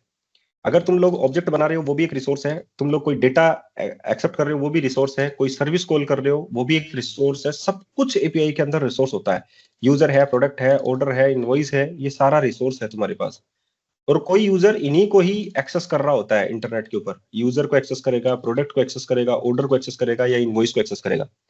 तो वो किस तरीके से तुम लोगों को करना है, इस तरीके से। ये एंड पॉइंट तुम लोगों ने ये बनाया, दैट वन इज यूजर्स। तुम लोगों को ये नहीं बनाना एंड पॉइंट गेट यूजर्स, यहाँ पर वर्ब नहीं आनी चाहिए। तो ये क्या हो गया, अगर ऐसा लिखोगे तो गलत हो जाएगा रेस्ट के पॉइंट ऑफ व्यू से, ठीक है। अगर हम लोग इसकी बात करके चले, जैसे कि एक आईडी की अगर मैं बात करता हूं, तो तुम्हारे पास यहाँ पर क्या हो जाएगा, तुम लोगों को इस तरीके से यूज करना है प्रोडक्ट/10। तुम लोगों को इस तरीके से यूज नहीं करना है प्रोडक्ट और /10, ये नहीं यूज करना है, ये भी रेस्ट का वायलेशन हो जाएगा। तो तुम लोगों को जो नेमिंग कन्वेंशन है वो भी प्रीफर सही तरीके से यूज करना पड़ेगा। यही तुम्हारा यूनिफॉर्म रिसोर्स आइडेंटिफायर है।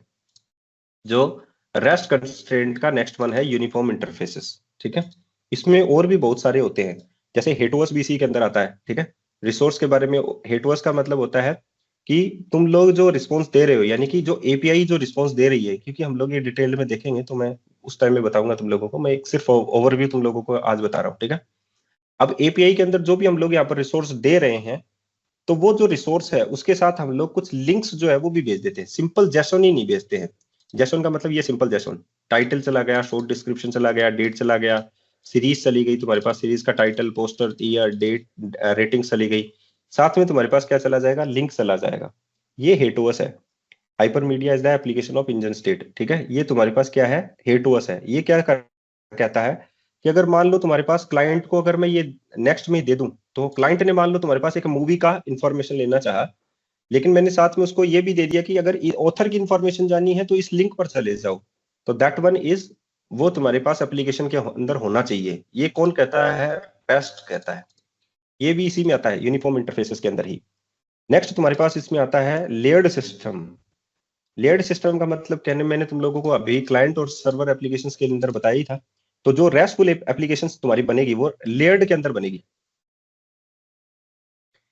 जो तुम्हारी एप्लीकेशंस बनेगी, यानी कि जो तुम लोग क्लाइंट एप्लीकेशन बना रहे हो, वो तुम्हारे पास लेयर्ड सिस्टम के अंदर बनानी है तुम लोगों को। यानी कि तुम्हारा कोई भी डोमेन को अलग बाउंड्री होनी चाहिए तुम्हारे पास, या तुम्हारे पास डेटा की अलग बाउंड्री होनी चाहिए। इस तरीके से तुम लोगों को एप्लीकेशंस बनानी है।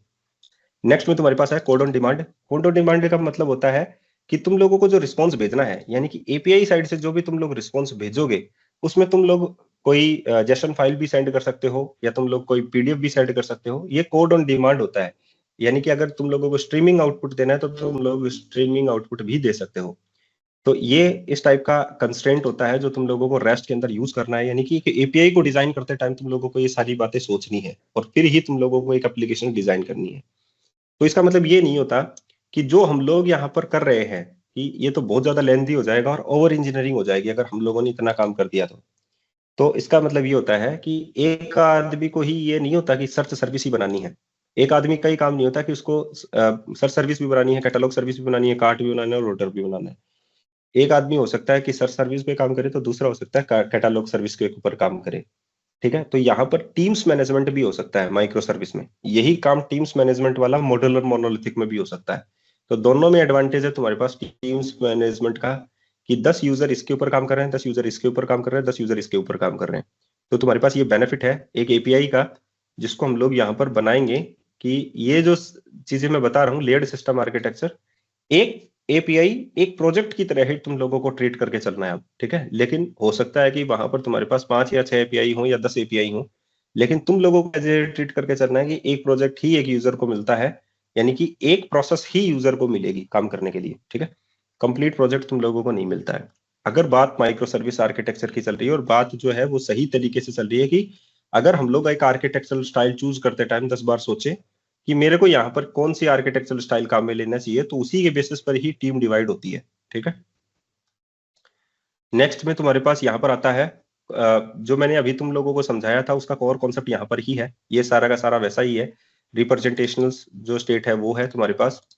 यहाँ पर स्टेट ट्रांसफर है। स्टेट ट्रांसफर का मतलब रेस्ट इज स्टेटलेस होता है। स्टेटलेस का मतलब है कोई भी इंफॉर्मेशन जो है वो सर्वर स्टोर नहीं करेगा। Server does not remember the client, every request is independent, no session stored on the server, each request contain all the requested data, and तुम्हारे पास इंप्रूव स्केलेबिलिटी, इजियर तुम्हारे पास लोड बैलेंसिंग। ये हम लोगों ने अभी सीन किया ही है। स्टेट ट्रांसफर का मतलब है through HTTP request and response हम लोग यूज कर सकते हैं। रिक्वेस्ट को देना और रिस्पॉन्स को लेना तुम्हारे पास ओवर एचटीटीपी होता है, ठीक है। क्लाइंट रिक्वेस्टेड यूजर डेटा, ये तुम्हारा स्टेट ट्रांसफर है। रेस्ट इज स्टेटलेस होता है। ये 6 कंस्ट्रेंट के बारे में मैंने तुम लोगों को जो बताया वही बताया है। Client server separation, client individual है, इंडिपेंडेंट है, वहां पर सर्वर भी तुम्हारे पास क्या है, इंडिपेंडेंट है। सर्वर जो है वो बिजनेस रूल्स को हैंडल करता है, डेटा एंड लॉजिक्स को हैंडल करता है, वहीं पर तुम्हारा जो क्लाइंट है वो यूआई एंड यूएक्स का पार्ट और प्रेजेंटेशन का पार्ट है। ये तुम्हारे पास इसका है। यूनिफॉर्म इंटरफेस की बात करें तो तुम्हारे पास यहाँ पर है हेटोस, जैसे मैंने बात करी तुम्हारे पास। एंड यूनिफॉर्म इंटरफेस में अगर हम लोग देखें तो रिसोर्स बेस्ड यूआरआई हम लोगों को यूज करना है, ठीक है। स्टैंडर्ड एचटीटीपी मेथड्स यूज करने हैं, जैसे कि गेट यूज कर लिया, पोस्ट यूज कर लिया, पुट यूज कर लिया, डिलीट यूज कर लिया।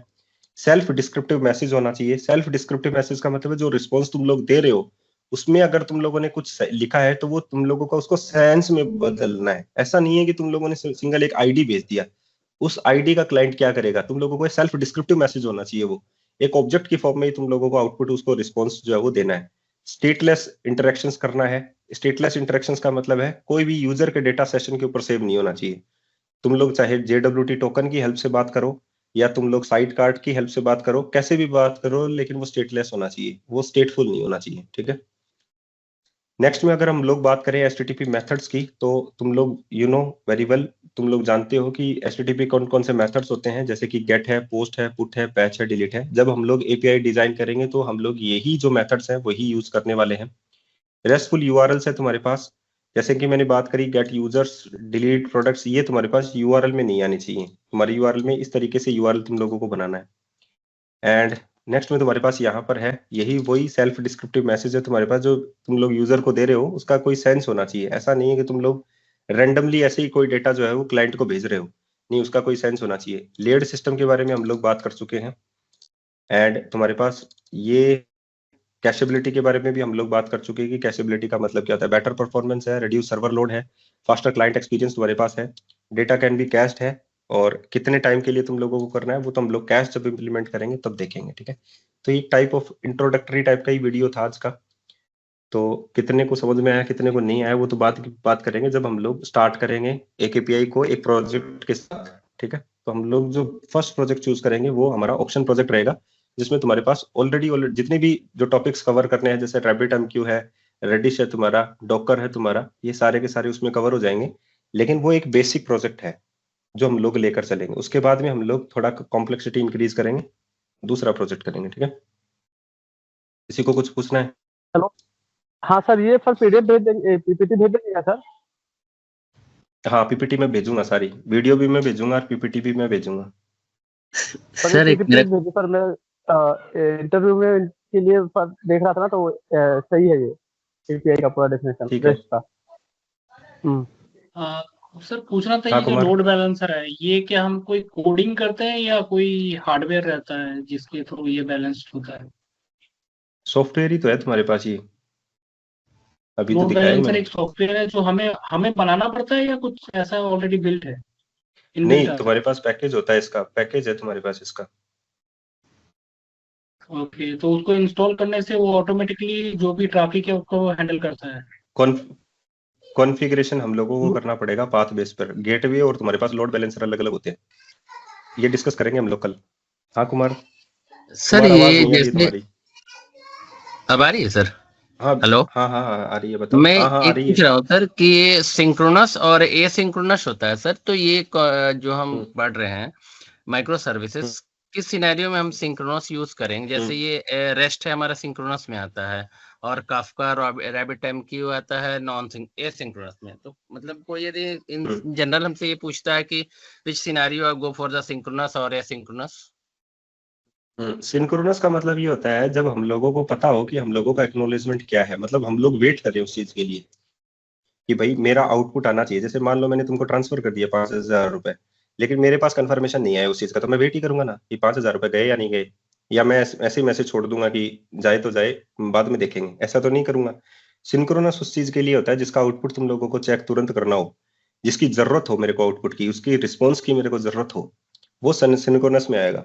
एसिंक्रोनस का मतलब है मेरे को मैसेज भेजना है, मेरे को ये मतलब नहीं है वो गए तो गए, नहीं गया तो नहीं गया, वो एसिंक्रोनस होता है। जैसे ईमेल भेजना है, तो अगर मेरे को ईमेल भेजना है तो मैं एसिंक्रोनस चूज करूंगा, सिंक्रोनस थोड़ी ना चूज करूंगा उसके लिए। मान लो तुमने ऑर्डर कर दिया, तो तुम लोग ईमेल भेज रहे हो हर एक ऑर्डर के अगेंस्ट, तो तुम्हारे सर्वर को थोड़ी ना जरूरत है कि ईमेल गया या नहीं गया, नहीं है ना।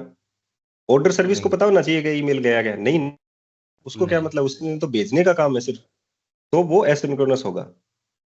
लेकिन ये बाद की बातें हैं, आउट ऑफ द बॉक्स, ये आगे वो तो काम ऐसे में ही लेंगे हम पढ़ना लोग। था तो ठीक है सर। तो इसके लिए हम लोग अलग अलग मैसेज ब्रोकर होते हैं, अलग अलग मैसेज ब्रोकर हम लोग काम में ले सकते हैं। जैसे RabbitMQ है, Azure सर्विस बस है, तुम लोग वो काम में ले सकते हो, ठीक है। ओके। SQS है तुम्हारे पास, AWS का वो चीज उसमें ला सकते हो। हाँ मोना। हेलो सर, राजकुमार हाँ बोल नील, रहा हूँ। हाँ राजकुमार। सर आपने अभी HTTP जैसे बता रहे थे बार बार गेट पोस्ट for ये सब, तो इसमें सर एक वर्ड आता है आइडम पोटेंट करके, idem potent IDEMPOTENT। Last, idem potent मैंने लास्ट टाइम तुमको तो बताया था, लेकिन मैं दोबारा से बता देता हूँ। API अभी हम लोगों ने डिजाइन नहीं करी, फिर भी मैं आइडम पोटेंट बताता हूँ तुम लोगों को। आइडम पोटेंसी का मतलब क्या होता है, जैसे कि एक ही रिक्वेस्ट के ऊपर सेम रिस्पॉन्स आना, ठीक है, वो तुम्हारे पास क्या होता है, आइडम पोटेंट होता है। क्या होता है आइटम पोटेंट? जैसे कि मान लो मैंने गेटऑल को कॉल किया, ठीक है, तो गेटऑल का जो एंड पॉइंट क्या है मेरे पास, यूजर्स। तो मेरे सारे, अगर मैं 10 बार यूजर्स को कॉल करूंगा तो सेम यूजर निकल के आएंगे, मेरे को ये बात पता है, राइट। तो आउटपुट मेरे पास सेम ही आ रहा है, तो that one is item potent, वो तुम्हारा आइटम पोटेंट है। लेकिन अगर मान लो मैं क्रिएट कर रहा हूँ, तो क्रिएट में हम लोग आईडी उसको असाइन नहीं करते हैं। अगर हम लोग उसको आईडी असाइन नहीं करते हैं तो वो हर बार नया नया रिकॉर्ड जो है वो ऐड करता जाएगा डेटाबेस में, और जब वो हर बार ऐड करता जा रहा है तो नया रिस्पॉन्स वो हम लोगों को दे रहा है as a new location header. तो वो हम लोगों को क्या दे रहा है, आइटम पोटेंट नहीं है वो, क्योंकि हम लोगों को एक्स्ट्रा वो नया रिस्पॉन्स दे रहा है हर एक रिक्वेस्ट के against. This is not a item potent. तो क्रिएट के केस में तुम्हारे पास आइटम पोटेंसी नहीं होती। हाँ मोना, क्या पूछ रही थी? हाँ सर, वो लोड बैलेंसर के ऊपर ही क्वेश्चन था। तो जैसे हमने देखा ना कि माइक्रो सर्विस में अगर मल्टीपल, मान लो कि आधा मोनोलिथिक, मॉड्यूलर मोनोलिथिक एंड आधा एक दो सर्विस आप उससे हटा के बना रहे हो, तो उस हिसाब से जैसे आपने बोला कि API गेटवे के थ्रू आप लोड को बैलेंस करोगे, तो मान लीजिए गेटवे नहीं है, गेटवे अलग है, गेटवे अलग है, लोड बैलेंसर अलग है। नहीं, अगर लेकिन माइक्रो सर्विस यार्प के अंदर दोनों आ जाते हैं, हाँ माइक्रो यार्प के अंदर सर्विस, दोनों आ जाते हैं अपने पास। हाँ तो वही सर क्वेश्चन था कि आप कैसे, मान लो कि दो सर्विस एक सर्वर में है और 3 एक सर्वर में और एक सर्वर में है, तो कैसे लोड को डिस्ट्रीब्यूट करेंगे फिर? वो रैंडमली डिवाइड करेगा, लेकिन हम लोगों को जो कनेक्ट करना होगा ना, वो हम लोगों की कनेक्टिविटी होगी कि कौन से माइक्रो सर्विस को हम लोग कौन से यार्प के साथ जोड़ रहे हैं, वो हम लोगों का कॉन्फ़िगरेशन होगा। तो जैसे आपने बोला कि सर्च वाला में ज्यादा लोड है, तो हम लोगों को इसलिए ये पता तो होगा ना, हाँ, जैसे कि हाँ, सर्च का अगर हमारे पास ज्यादा लोड है तो हम लोगों ने सर्च को क्या कर दिया, अलग अलग सर्वर के ऊपर वो कर दिया, डिस्ट्रीब्यूट कर दिया। अब हम लोग इन्हीं सभी सर्वर को क्या करेंगे, कनेक्ट कर देंगे, यार्प के लोड बैलेंसर से कनेक्ट कर देंगे। अंडरस्टूड? अब तुम्हारे पास जो गेटवे होगा वो किसको कॉल करेगा, तुम्हारे पास जो पब्लिक यूजर होगा वो तुम्हारे लोड बैलेंसर को कॉल करेगा। तो यार्प जो होता है ना, अपने पास जो पैकेज है, वो यहाँ पर अपने पास गेटवे का भी काम करेगा और अपने पास लोड बैलेंसिंग का भी काम करेगा, दोनों रोल परफॉर्म करेगा। ठीक है सर, थोड़ा थोड़ा समझ में आया। मैं बता दूंगा, आगे आएगा, अभी तो ये प्रैक्टिकल हुआ नहीं ना, प्रैक्टिकल आएगा तब समझ में आ जाएगा पूरा ही। जी सर, ठीक है। चलो कल मिलते हैं ना। हाँ सचिन, सर, जल्दी क्विक। मैं ये पूछ रहा था कि ये जो